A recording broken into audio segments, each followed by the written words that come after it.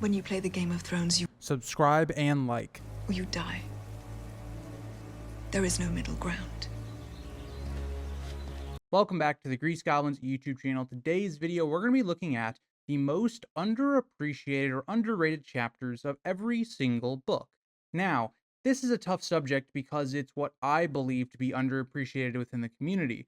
You sitting at home, you may love the chapters I'm talking about, but maybe throughout the community, we don't look at them as maybe being some of the best chapters of a book, or maybe some people have them lower rated, and I feel like they're more middle of the pack, or maybe they should be in that upper 20 chapters of a book. That's more or less my basis for this. So for a lot of the chapters I have on here, maybe they're not even in my top 20 of the book, but I feel like they're worth talking about as being a chapter that is completely underrated and overlooked when we think about the greatness of a book. So for instance, everybody kind of acknowledges that Tyrion is kind of the best POV, I would say, of book 2 and 3, right? He has the best stretch of great chapters. So like for instance, Tyrion's probably not going to have a chapter on this list because we all remember his plotline so vividly and so well. He's a big staple of those first 3 books, and we recall a lot of his chapters. I'm going to try to kind of stick away from those ideas and go to chapters that we don't really discuss when looking at all of these books. So I'm going to go in chronological order. We'll start with book 1, A Game of Thrones. I really went back and forth on this one because I think Game of Thrones has a lot of underrated chapters. I think there's chapters that we kind of gloss over because it's the beginning of the story. It's a lot of introductions, and it's not as maybe action packed or deep as the later books are, but I think it has a lot of great stuff in there. And so the chapter that I decided to pick for this was one of my favorite POVs of the book, probably tied for my favorite in Daenerys. And I think Daenerys 1 is a chapter that we really overlook. Think about what it does and its placement in the story. Daenerys 1 comes right after we hear about Robert and Ned kind of discussing, what actually occurred in Robert's Rebellion from their point of view. This is now swapping to Daenerys' point of view. And so Daenerys' plotline, albeit in book 1, is kind of connected to the main story, it is its own thing, right? It has to build itself up. It doesn't have the luxury of having, Arya, Sansa, Ned, all these POVs that are kind of tight together that you can build off of each one of their POVs within the same area, right? Daenerys doesn't have that luxury. And so her introduction to the story has to, one, introduce her as a character. What is her character arc going to be about? And so we start with this very timid girl who's definitely been abused by her brother and someone that doesn't have all the confidence in the world and still trying to find themselves. And then you also have Viserys, who is a main character of book 1. I know we don't like to say that, but Viserys is a main character of Daenerys' plotline. He is what makes, I think, the first 5 chapters of Daenerys' arc super entertaining because Viserys in and of himself is a really greatly written character. And so right away, we get this awesome dynamic between Viserys, Daenerys, and Illyrio that's really fascinating to read, and it tells the opposite story of what we get with Robert and Ned about what actually happened during Robert's Rebellion. We see the Targaryen side of things, and so what makes this chapter great is not only the way George is able to pack so much lore, so much character building into one early chapter for Daenerys, but he also places it in a spot that's really interesting because it gives you the flip side perspective of what we're learning with the Stark POV that tells kind of the Baratheon side of things. So I really appreciate Daenerys 1. It's not like the highest rated chapter of the book or anything. I think for Game of Thrones, I had it like maybe number 31 or 30, so it was kind of in that upper half of the book. It's really just not a chapter that we appreciate as much as I think we should. So moving to book 2. Book 2 I really struggled with because I think for the most part, a lot of book two's chapters that are really good, most people recognize them. I think if you would have maybe gone back 10 years ago, Renly's Peach, that chapter would have been the answer here. But I think like as the community on YouTube has grown, I know my community personally loves that chapter. I don't really feel like it's underrated anymore. I think it's properly respected, and I think people have it as a really good chapter. So it's really difficult because I think a lot of Clash of Kings' best chapters, people realize they are really good. And so I really struggled with this one. I think this one, of a lot of the other books, is probably the one where I look at and I go, I don't know if this is the most underappreciated, but I went with Catelyn 7 for Clash of Kings, her last chapter of the book. The reason I went with Catelyn 7 is, yes, it has a big moment in Jaime's release, but we really don't appreciate how well crafted that chapter actually is. That whole chapter is about Catelyn and the way she views her family. It's her, struggling with grief and depression, finding out this information that her sons have been killed. Arya seems to be dead as well. Nobody has heard anything of her. Sansa is a captive. Rob at this point is could die at any time. He's in war at the moment. Her father is about to die. Ned is dead. It is just a really great chapter in which George takes all the things that have built up from really her first chapter in a Game of Thrones and has them spill out here. Catelyn struggles to be the strong mother that she's trying to be for Robb, throughout the whole first two books, and it leads to an action that really set the Stark campaign on the downward spiral. And so I know that it's not a chapter, whereas like Daenerys 1 is a chapter that we just don't talk about as much. Whereas Catelyn 7 in A Clash of Kings we talk about a bit more. I still don't think that it is appreciated as much as it should be. And I think a lot of that comes from a lot of people don't like Catelyn.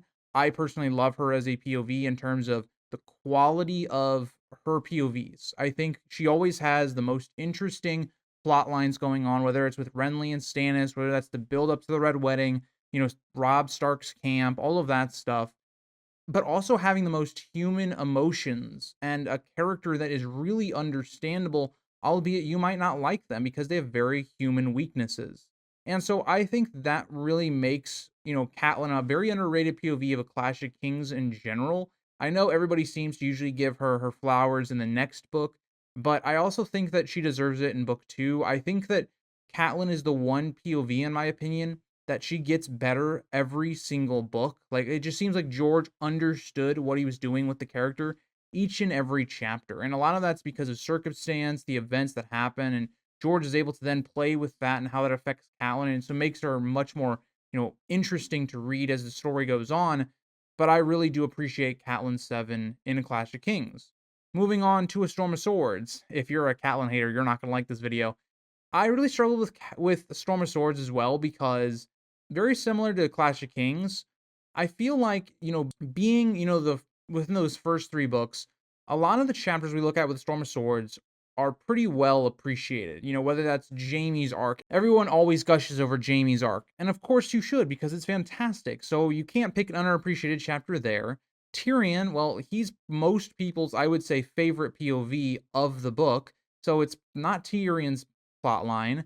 John's plotline is extremely memorable in terms of, his whole arc. So I wouldn't look at any of his chapters and go, yeah, that was an underappreciated chapter. I think all of his are pretty solid. I thought maybe looking at Samwell's plotline, and especially I would say maybe his last chapter of A Storm of Swords, but I wasn't sure if I wanted to go that route either. And so I ended up landing on Catelyn 6. Now, Catelyn 6 is a chapter that kind of gets completely glossed over in terms of when you look back on the series, because Catelyn 6 happens right before the Red Wedding.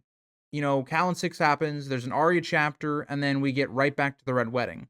And so Catelyn 6, in a lot of ways, you don't remember it that much, right? Because it seems to just kind of merge with the Red Wedding. And I think Catelyn 6, A Storm of Swords, is by far one of the best setup chapters of the entire series.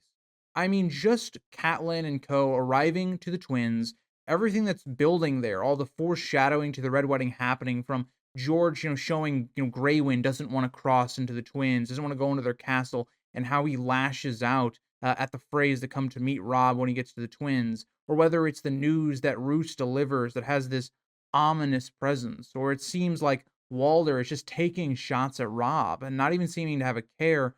Why is that, right? Why is Edmure, for instance, getting a beautiful bride, it appears? It's just everything that Catelyn 6 does is what makes the Red Wedding as good as it is. Even though I believe the Red Wedding is the best chapter of pretty much any book ever, I think that it helps that George really built up to the moment. It wasn't something that felt out of nowhere. It wasn't something that, this is my best comparison. The Last Jedi, that movie, does a lot of twists just for them to be twists. There's no build up to them. They just happen, and it's supposed to be, oh, well, the audience didn't expect that. The Red Wedding, and especially Catelyn 6, and why I think it's such an underappreciated chapter, is because it does the legwork. It does the hard work to make the Red Wedding that best chapter ever. And so, to me, I gave my flowers to Catelyn in 2 books in a row, and so Catelyn haters will really dislike that. That's just how I look at it. I think that Catelyn's an underappreciated POV, and I picked 2 of her chapters that I think are really underappreciated as a whole. So let's get into A Feast for Crows. Now, A Feast for Crows is going to take almost an opposite approach. With the first 3 books, I've picked 2 main POVs. Daenerys and Catelyn are main POVs of the first 3 books. Now, A Feast for Crows is a bit more difficult, because A Feast for Crows, in my opinion, you can go a number of routes with The Feast for Crows. I think my answer to this question would have been a lot different if you'd asked me this maybe before my A Feast for Crows reread, or maybe when I was earlier on in this channel. I would have answered the most underappreciated chapter a bit differently. But I think that a lot of people are, I would say, especially the newer fan base coming into A Song of Ice and Fire, appreciates A Feast for Crows more than maybe people used to. And I think that really makes it difficult to pick an underappreciated chapter because right away when I was making this video, I thought, okay, maybe I go with Aaron 1, right? His first chapter early on in the first 5 chapters of the book. Really underappreciated chapter where we're introduced into the Greyjoy culture. But then I was like, I don't know. I feel like people have started to really come along with the Greyjoy plotline being a strong point of A Feast for Crows. Then I thought, well, maybe it's something with Dorne, right? Maybe it's Arianne. But again, everybody loves Arianne's chapters in A Feast for Crows for the most part. So what is the underappreciated part of A Feast for Crows? It isn't Jaime or Cersei. Everybody loves them as well. So where is that underappreciated chapter? The chapter I landed on was actually the prologue of A Feast for Crows. I think of all of the prologues, it is the one that's talked about the least.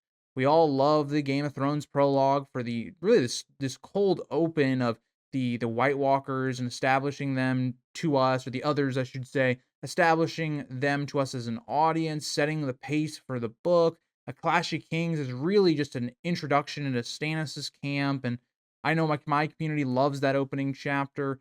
You know, you just go through the books and you go, yeah, I think this is the one that people don't talk about as much. And I love the Feast for Crows prologue with Pate because I think it tells the story and sets the pace of A Feast for Crows really well. A Feast for Crows is a book that's a lot about self inspection, I should say, where you're looking at yourself. It's a lot of, internal conflict. Think about Brienne and Jaime storylines. They are really the emphasis of that. And so Pate, in a lot of ways, it's like this mini story in, this Westeros story where we don't usually get to see people that are a bit more common. Pate is trying to become a maester and he's struggling with that. He's somebody that, wants to run away with this girl that he really loves. And so you put this idea where Pate does some things that are not maybe morally that good, but it's for the heart. And so it puts that idea that George writes everything about where the heart is at conflict, and it applies to Pate. And not only does that story already work, you put that story into Old Town, a place we hadn't been to at this point of the story, get the ball moving for Samwell's plotline by the end of the book.